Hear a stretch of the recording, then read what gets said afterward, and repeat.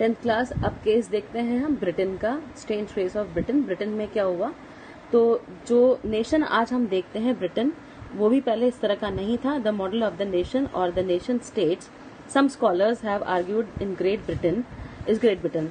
In Britain the formation of the state nation states was not the result of sudden upheaval और revolution। अब ऐसा नहीं है कि ब्रिटेन जो आज हमें दिखता है वो अचानक कोई क्रांति से बना या अचानक ही कोई रिवॉल्यूशन हुआ था, ऐसा नहीं है।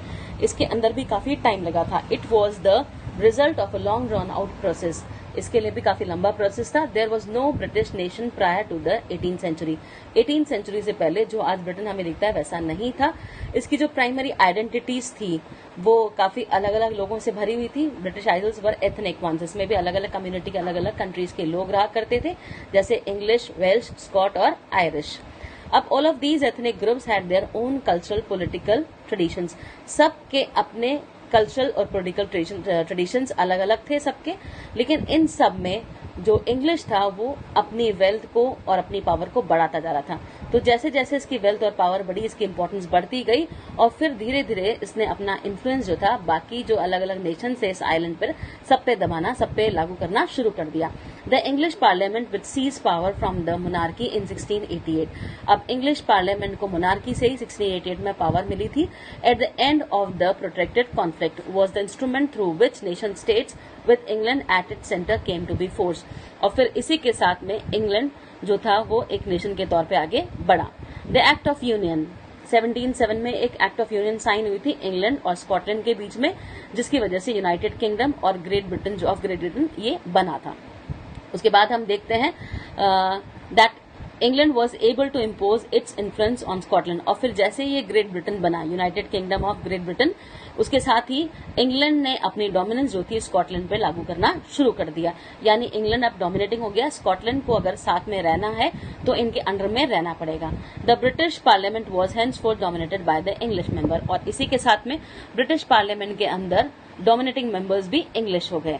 The growth of a British identity meant that Scotland's distinctive culture and political institutions were systematically suppressed। यानी अब स्कॉटलैंड की जो भी आइडेंटिटी है, जो भी कल्चर है, वो धीरे धीरे सप्रेस किया जाना पॉसिबल है, वो धीरे धीरे खत्म हो जाएगा। The Catholic clans that inhabited the Scottish Highlands। अब स्कॉटलैंड के अंदर बेसिकली कैथोलिक क्लान रहा करती थी। suffered terrible repression whenever they attempted to assert their independence। तो जब भी इन लोगों ने कोशिश करी अपनी आजादी के लिए वापस से, तो इनको दबा दिया गया। The Scottish Highlanders were forbidden to speak their Gaelic language। इसके अलावा इनको अपनी मातृभाषा भी नहीं बोलने दी और इनकी जो नेशनल ड्रेस है, ये सब भी चीजें इनसे छीन ली गई, इनको मना कर दिया गया।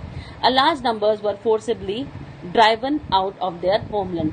अगर आपको यहाँ रहना है तो इनकी डोमिनेंस स्वीकार करनी पड़ेगी, वरना फोर्सिबली इनको यहाँ से निकाल दिया गया। उसके बाद Ireland suffered a similar fate. जैसा स्कॉटलैंड के साथ हुआ वैसे ही आयरलैंड के साथ भी हुआ। It was a country deeply divided between Catholics and Protestant. ये वो देश है जो कि प्रोटेस्टेंट और कैथलिक्स के बीच में डिवाइडेड था। The English help the Protestant. अब इंग्लिश जो थे वो प्रोटेस्टेंट कल्चर को फॉलो करते हैं, तो इन्होंने कैथलिक्स को दबाने के लिए प्रोटेस्टेंट्स की हेल्प करी और उसके बाद यहाँ पे भी अपने आप को डोमिनेटिंग डिक्लेयर कर दिया over the Catholic country. Catholic community ज्यादा थी, लेकिन इन्होंने प्रोटेस्टेंट को हेल्प करी तो ये उनको डोमिनेट करने में कामयाब हो गए। Catholic revolts against British dominance was suppressed after Ireland after a failed revolt led by Wolfe Tone and his United Irishmen।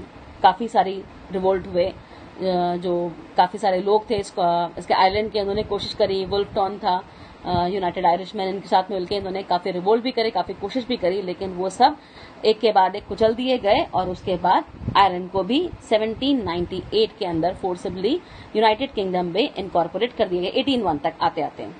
उसके बाद न्यू ब्रिटिश नेशन बना, जिसके अंदर through the propagation of dominating English culture. अब dominating culture completely English हो गया।